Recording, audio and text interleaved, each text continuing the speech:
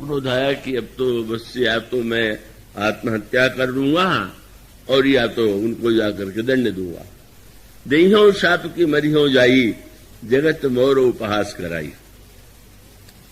चले जा रहे नारद जी, भगवान बीच मार्ग में मिले और मिले भी तो कौतुक उन्होंने क्या किया कि भगवान एक और विश्व मोहिनी और दूसरी ओर लक्ष्मी जी, और दोनों के बीच में भगवान खड़े और नारद जी से उन्होंने तुरंत पूछा, मुनि कहाँ चले विकल की नहीं?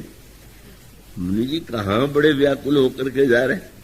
अब इतना क्रोध आया, कितने नासमझ बन गए। सर्वज्ञ कहा जाता है और मैं इन्हीं के पास जा रहा और इन्हीं को दंड देने जा रहा, इन्हीं के करतूत से मुझे एक कष्ट भोगना पड़ा, और इतने भोले बन गए कि पूछने कहाँ जा रहे हैं। पर भगवान ने क्यों पूछ दिया था? भगवान जैसे आप कहीं जाने के लिए चले और उल्टी सड़क पर जा रहे हों और आपके किसी मित्र को पता लगे कि अरे ये तो पूरब जाने के स्थान पर पश्चिम जा रहे हैं, तो कहेंगे भाई इधर कहाँ जा रहे हो? तो भगवान ने नारद से क्यों पूछा? नारद जी जाना चाहते थे भगवान के पास और उस सड़क को, उस मार्ग को तो छोड़ दिया। किस मार्ग से जा रहे थे? क्रोध में कांपते हुए। तो क्रोध का मार्ग जो है भगवान के लोक में नहीं पहुंचाता है। कहां पहुंचाता है? काम क्रोध मद लोभ सब नाथ नरक के पंथ। माने जाना चाहते हो मुझसे मिलने और नरक के मार्ग पर जा रहे हो, तो मैं ही आ गया बीच में, आप क्यों जा रहे थे? उस समय वो प्रसंग आता है जब नारद जी ने भगवान के लिए कठोर शब्दों का प्रयोग करते हुए ये कहा कि मैं क्या बताऊं, मैं तुम्हारे पुराने इतिहास को भूल गया, तभी मैंने इस प्रकार से तुमसे सुंदरता मांगने की चेष्टा किया। तो तुम्हारा तो सारा इतिहास ही जो है कपट छल ईर्षा आदि से भरा हुआ। अब नारद जी को भगवान ने सब दोष दिखाई देने लगा। उस समय उनको याद आई, कितने बड़े स्वार्थी, आपने क्या किया? किसी से पूछा जाए कि आपको संसार में कौन प्रिय है, तो आप कहते हैं को नहीं शिव समान प्रिय मोरे, शिव के समान मुझे कोई प्रिय नहीं। लेकिन विचित्र है, अन्याय तुम्हारा यह है कि जब मंथन हुआ तो असुरों ने भी तो परिश्रम किया था, असुरों को तो तुमने शराब पिला दिया। तो शायद तुम ये तर्क करने लोगों कि बुरे व्यक्तियों को अमर बनाना ठीक नहीं था, इसलिए अमृत नहीं दिया। पर ये बताओ कि असुर सुरा विष शंकर, जिनको सबसे प्रिय बताते हो, उनको जहर पिला दिया। ये तो तुम्हारा इतिहास है। असुर सुरा विष शंकर ही। और ये भी न समझना कि तुम बड़े त्यागी हो। का जब समुद्र में से सुरा निकली तो असुरों को पिला दिया, जहर निकला तो देवताओं से कहा कि शंकर जी से कहो वो पी ले, और लक्ष्मी जी निकली तो तुरंत पहले तो ले लिया, मणि को स्वयं धारण कर लिया। तो असुर सुरा विष शंकर ही आप रमा मणि चार तारक कुटिल तुम सदा कपट व्यवहार। भगवान ने सुना, पर यूं तो आश्चर्य होता है, भगवान ने शंकर जी को विष पीने के लिए क्यों कह दिया? उसके अनेक तात्पर्य हैं, पर एक तात्पर्य यही था, मानो भगवान का संकेत इसी का ये था कि पहली बार जब वेद समुद्र का मंथन हुआ और उसमें राम नाम का अमृत निकला तो आप अकेले पी गए।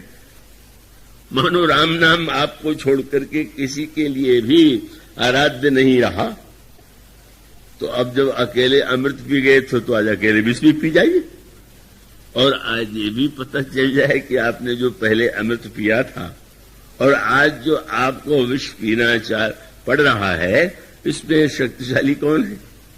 तो भगवान तो वस्तुतः यह बताना चाहते थे कि शंकर जी पर विष का प्रभाव क्यों पड़े, जब पहले से ही उनके पास अमृत विद्यमान है, उनके मुख में अमृत है, और वो अमृत भी कौन सा है? बोले राम नाम का अमृत है।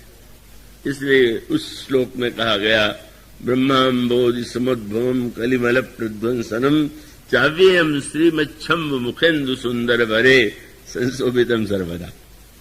मानो उस दिव्य अमृत को लेकर के, उस अमृत के कारण ही, यूं अगर एक साहित्यिक दृष्टि से उसको एक नया रूप दें तो विष आया और राम तो पहले से मुख में विद्यमान था, जब और विष और राम को मिला दिया तो विष्णु विष्णु रह करके विश्राम बन गया, आनंददायी बन गया और उसके माध्यम से राम नाम की महिमा भी प्रकट हुई। गोस्वामी जी जब वंदना करते हैं राम नाम की तो उन्होंने कहा राम नाम की महिमा जानने वाले अन्य भी हैं, पर राम नाम को अगर उसकी महिमा को पूरी तरह से किसी ने जाना तो यही कहा गया, गोस्वामी जी ने कहा नाम प्रभाव जान शिव नीको, भली प्रकार जानते हैं क्यों का काल कूट फल दीन अमीप। इस तरह से वस्तुतः उसका तात्पर्य यही है कि व्यक्ति की विस्तार में श्रद्धा होती है और विस्तार में श्रद्धा होना स्वाभाविक ही है। संसार में भी आपका कोई सम्मान करेगा, सत्कार करेगा तो विस्तार से करेगा तो आपको प्रसन्नता होगी, तो वो भी ठीक है पद्धति। लेकिन वस्तुतः अगर गहराई से कोई विचार करके देखे तो यह जो भगवान का नाम है, अगर इस नाम की महिमा पर विश्वास हो जाए और इस नाम के अमृत को कोई व्यक्ति जीवन में स्वीकार कर ले तो ऐसा यह दिव्य नाम का अमृत है कि जिसका एक कण भी जिसने पी लिया, जिसने पा लिया, वह जीवन में धन्य हो गया। और इसीलिए गोस्वामी जी जब वंदना करते हैं तो वंदना के संदर्भ से जोड़ करके और फिर नारद जी के प्रसंग से भी जुड़ा हुआ। नारद जी ने भगवान की आलोचना किया था, पर वह तो एक क्षणिक माया का प्रवेश था, माया के प्रवाह में ऐसी वृत्ति उनकी बन गई। पर जब नारद मुक्त हुए उस मोह से, भ्रम से, तो भगवान से वे अनेक बार मिलते होंगे, पर एक विशेष अवसर पर भी नारद जी भगवान से मिले। कब?